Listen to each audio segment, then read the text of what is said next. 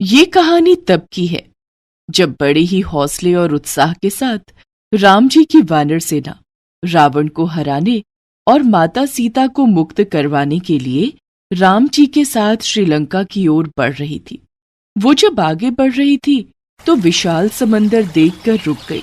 फिर लक्ष्मण ने राम जी को एक बाण दिया जिससे वह पूरा समुद्र सूख जाता। लेकिन फिर जैसे ही श्री राम जी ने तीर कमान संभाला, उतने में समुद्र देव जी उनके सामने प्रकट हुए। प्रभु, कृपया ऐसा ना करें। आप भली भांति जानते हैं कि आपके इस बाण से सारा समुद्र पल भर में सूख जाएगा। मुझ पर ऐसा अन्याय मत कीजिए प्रभु। अगर आप चाहें तो आप समुद्र पर सेतु बनाकर ये समुद्र पार कर सकते हैं। आपका ये सुझाव हमें पसंद आया समुद्र देव। इस तरह तो हम दोनों की समस्या का हल निकल जाएगा। इसके बाद श्री राम की वानर सेना सेतु बनाने लगी। नल और नील पत्थरों पर राम लिखते और बाकी की सेना उन्हें समुद्र में उठाकर रखी। उन पत्थरों पर श्री राम का नाम लिखने से वो पानी में डूबे नहीं और ऊपर की ओर तैरने लगे। ये देख सभी वानर सेना बहुत खुश हुई। फिर सेतु बनने का निर्माण कार्य जोरों शोरों से शुरू हुआ। समुद्र किनारे बैठे श्री राम, लक्ष्मण और हनुमान जी के साथ ये सारा नजारा देख रहे थे। तभी वानरों ने आकर हनुमान जी से शिकायत की। प्रभु, सारा कार्य ठीक ठाक से हो रहा है, लेकिन एक छोटी सी गिलहरी सागर के तट पर इधर उधर घूम रही है। अगर कहीं वो हमारे पैरों के नीचे आ गई तो दबकर मर जाएगी। शरीर पर रेत लपेटकर उसे सेतु पर आकर गिरा देती। हनुमान जी उस गिलहरी की मंशा समझ गए। उन्होंने जाकर गिलहरी की पूंछ पर पांव रख दिया। तभी गिलहरी चिल्लाई, हे राम, हे राम। गिलहरी की चीख पुकार सुनकर राम जी वहां पर आए और उन्होंने गिलहरी को अपने हाथ में उठाकर पूछा, गिलहरी, इन बड़े बड़े वानरों के बीच भला तुम क्या कर रही हो? प्रभु, सेतु पर बड़े बड़े पत्थर हैं। यह पत्थर आपके पाँव में न चुभ जाए, इसीलिए मैं रेत लाकर इन पत्थरों पर डाल रही हूँ।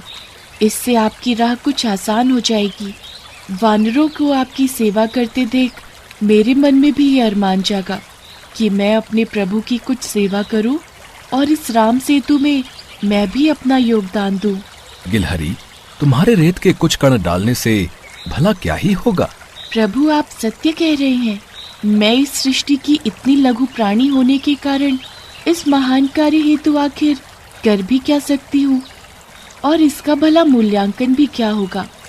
प्रभु, पत्थर उठाना तो मेरे बस में नहीं, इसलिए मैं ये बालू ले आई। मेरी ये छोटी सी सेवा प्रभु आप स्वीकार करें और मुझे अपनी शरण में लें।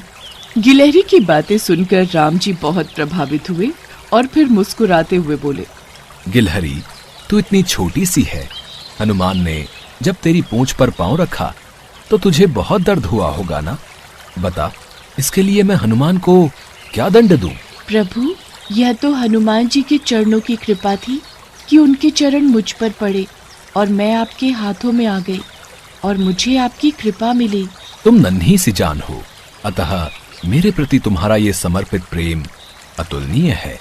संसार में तुम जहां कहीं भी रहोगी, लोग तुम्हें देखकर मुझे याद करेंगे और मेरी परम भक्त मानकर तुम्हें सदैव अच्छी दृष्टि से देखेंगे। मैं तेरी ये सेवा कभी नहीं भूलूंगा। रघुकुल पर तेरा ये एहसान रहेगा। युगों युगों तक तेरी ये कथा सुनाई जाएगी। फिर भगवान श्री राम ने जब ये वचन कहकर प्यार से अपनी उंगलियों से उस गिलहरी को सहलाया तो उसी दिन से गिलहरी की पीठ पर राम जी की उंगलियों के निशान धारियों के रूप में उस पर छप जाते हैं। तभी से ये माना जाता है कि गिलहरियों के शरीर पर मौजूद धारियां और कुछ नहीं बल्कि भगवान राम की उंगलियों के निशान